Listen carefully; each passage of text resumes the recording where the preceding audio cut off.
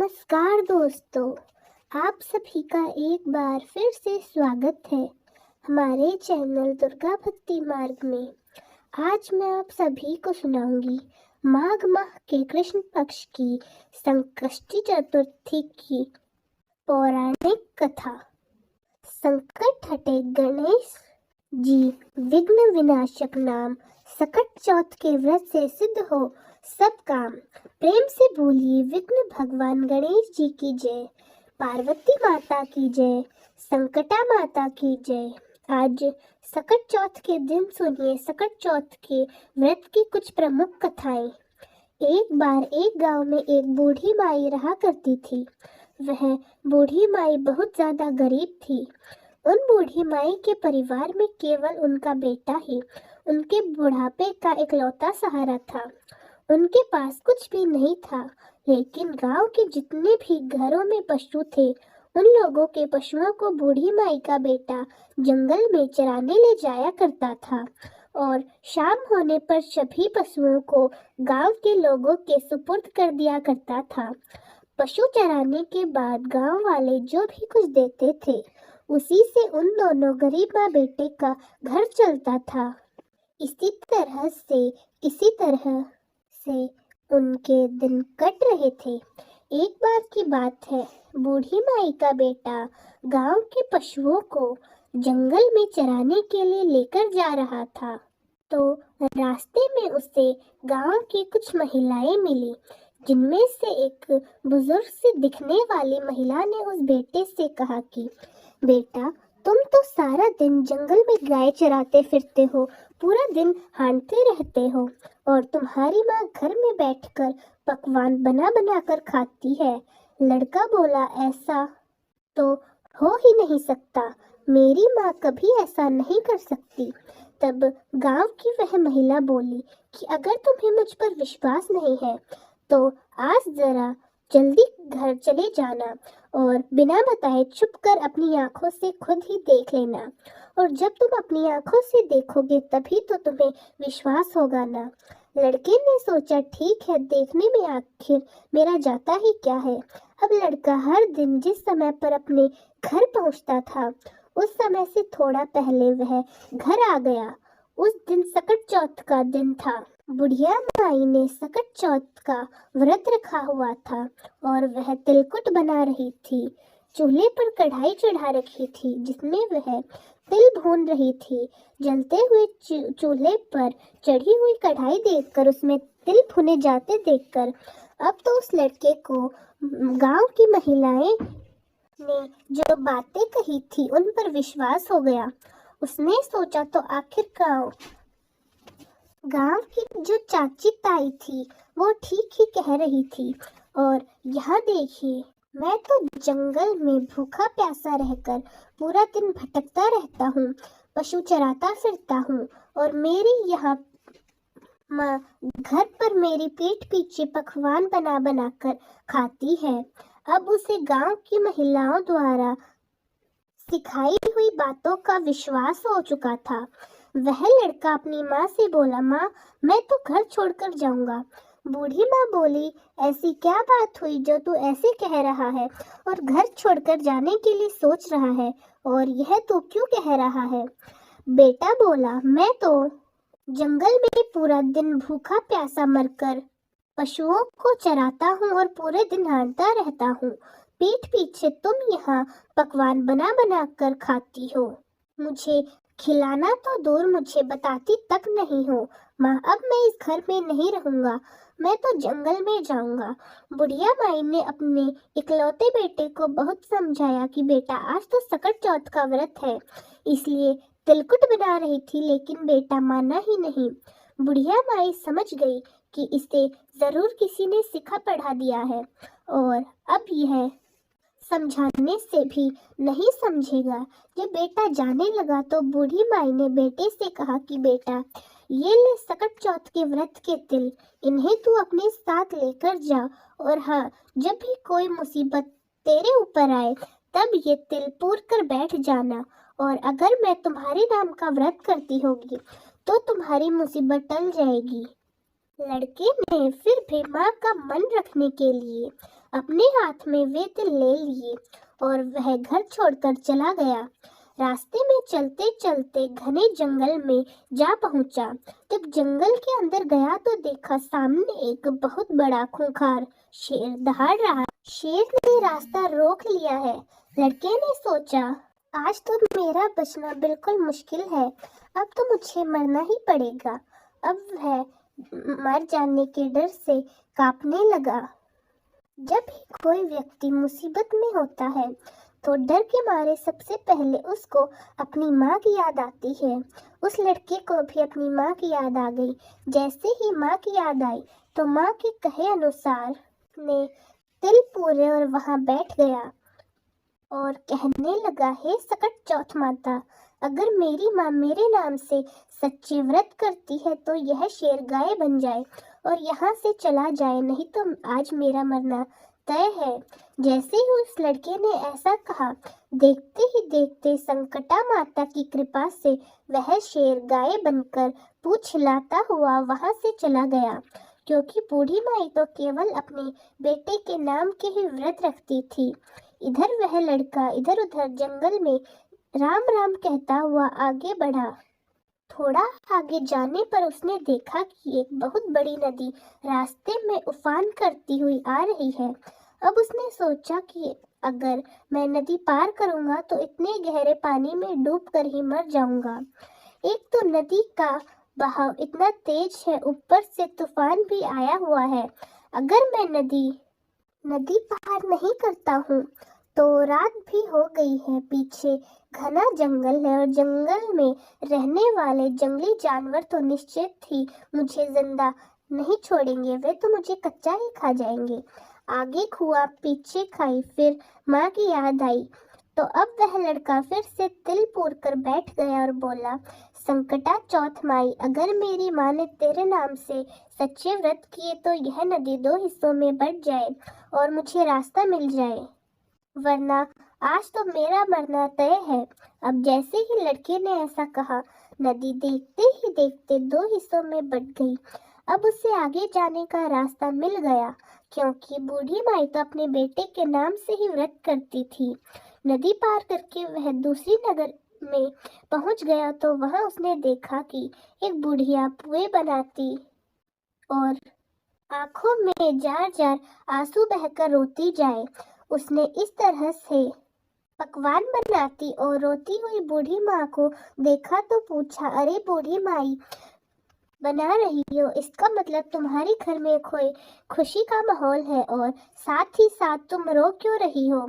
तो रो रही हो तो इसका मतलब जरूर तुम्हारे मन में कोई दुख की बात है। अब मुझे बताओ, यह खुशी और दुख एक साथ कैसे?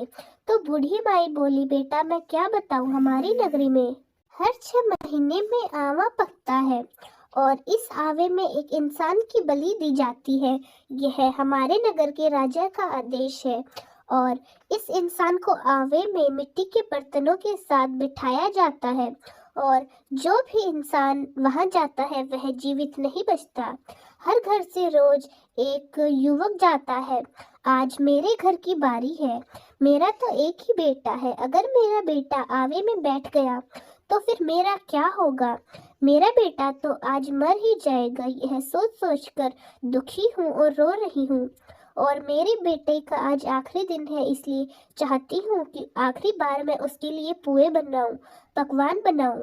आखिरी बार उसके लिए भोजन बना रही हूँ तो सोचा कुछ अच्छा बनाकर खिला दूं और मेरे बेटे को मेरे हाथ के बने हुए पुए बहुत पसंद है, इसलिए मैं उसके लिए पुए बना रही हूँ।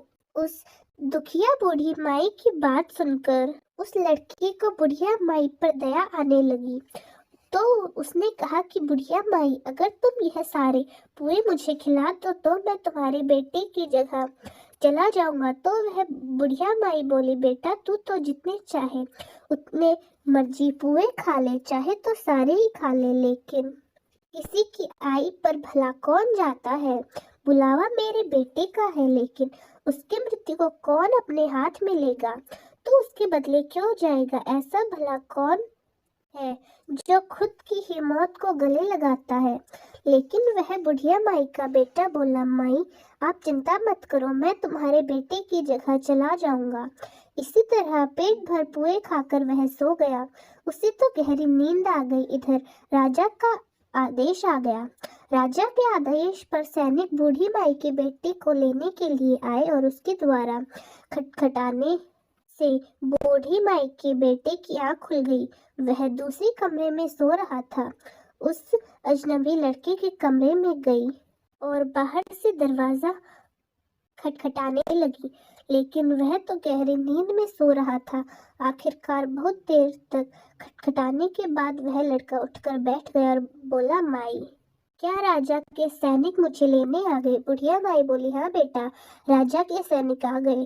फिर वह लड़का सैनिकों के साथ साथ चलता गया, जाके आवा में बैठ गया। आवा में बैठते ही उसे उसकी माँ की याद आई।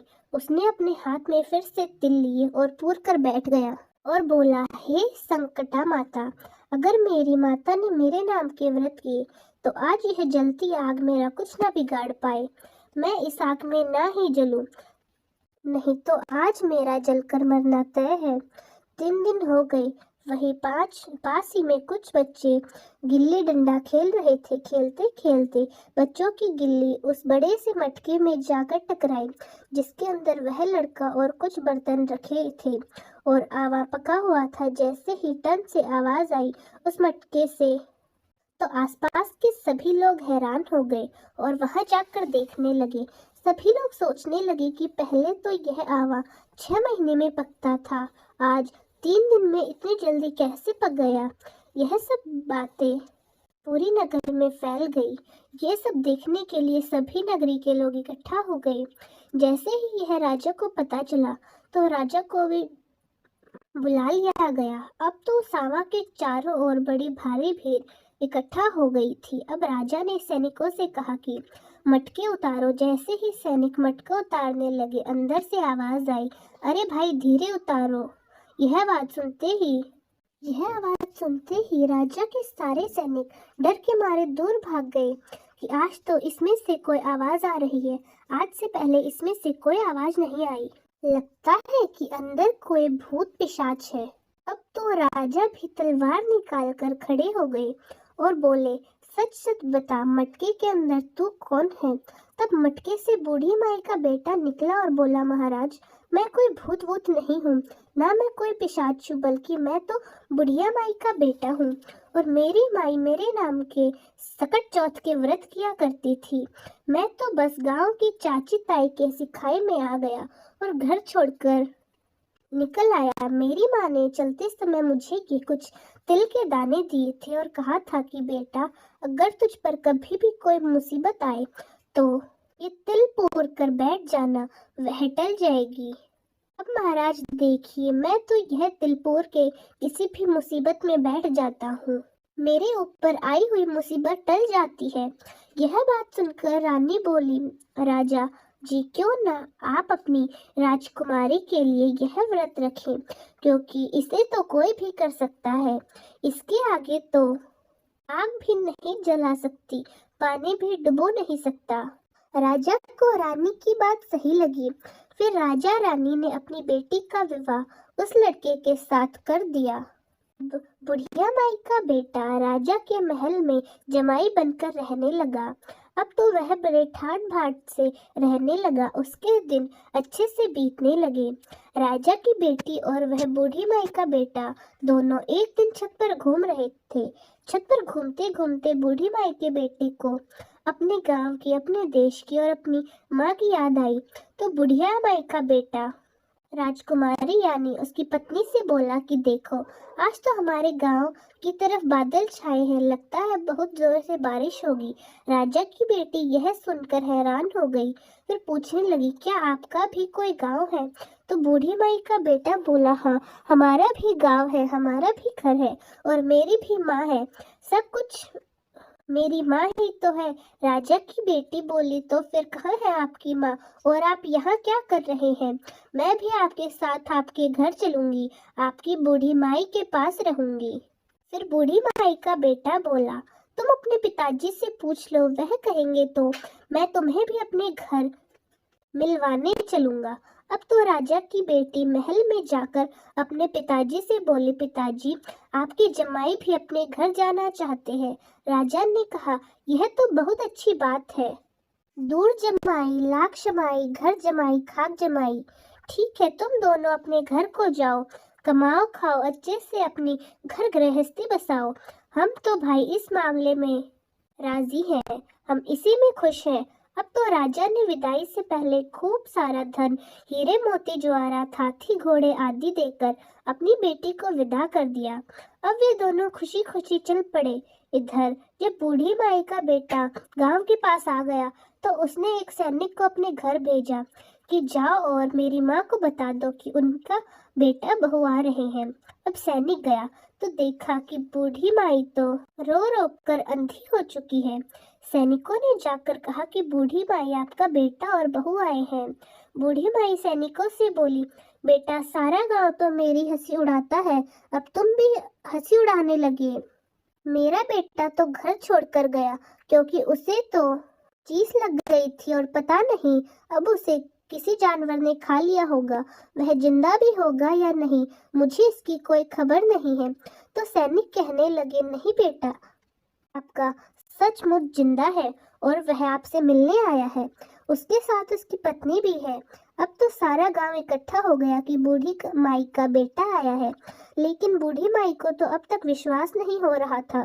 तब वह हाथ जोड़कर संकट माता का ध्यान करके बोली, हे संकटा चौथ माता, अगर मेरा बेटा सचमुच आया है तो दूध की धार सीधी मेरे मुंह पर पड़े। अब तो उसे चमड़े की अंगियां पहनाई गई।